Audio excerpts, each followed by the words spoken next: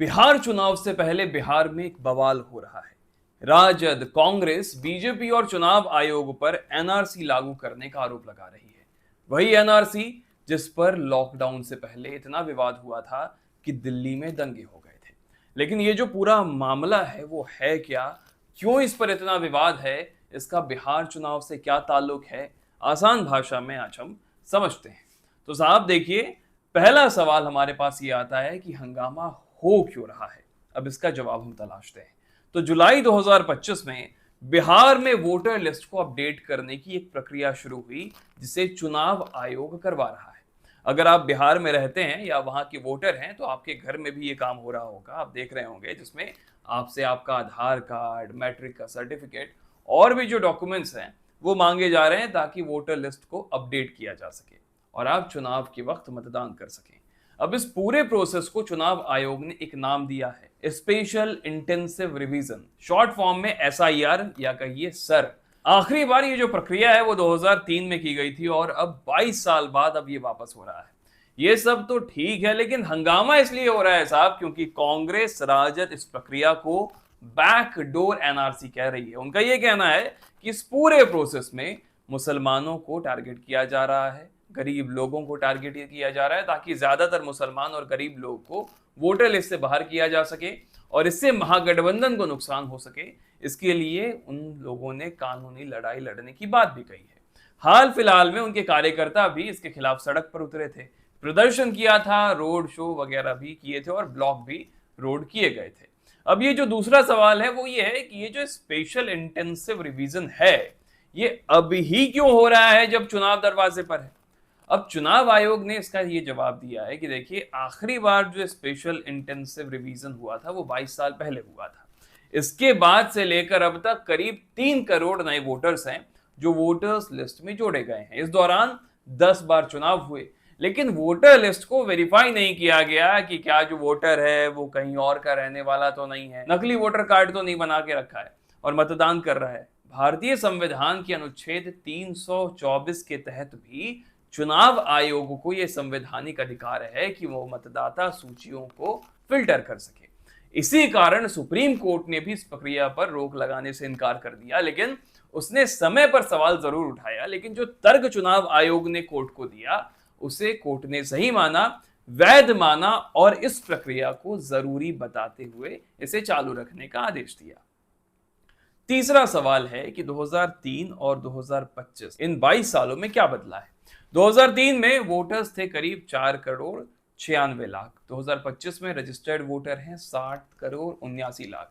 2003 में बिहार की जनसंख्या करीब 9 करोड़ थी, 2025 में करीब 13 करोड़। तो लगभग आप देखेंगे करीब करीब 3 करोड़ वोटर नए जुड़े हैं। चुनाव आयोग कह रहा है कि देखो साहब, वोटर्स से तो नागरिकता साबित करने के लिए हम नहीं कह रहे हैं, केवल पहचान की जांच की जा रही है, बस जिस तरह बाकी सरकारी दस्तावेज बनाने के वक्त की जाती है।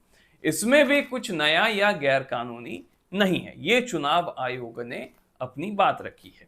चौथा सवाल यह है कि ये जो प्रक्रिया है ये चुनाव आयोग करवा रहा है, तो क्या इससे लोग वोटिंग नहीं कर पाएंगे।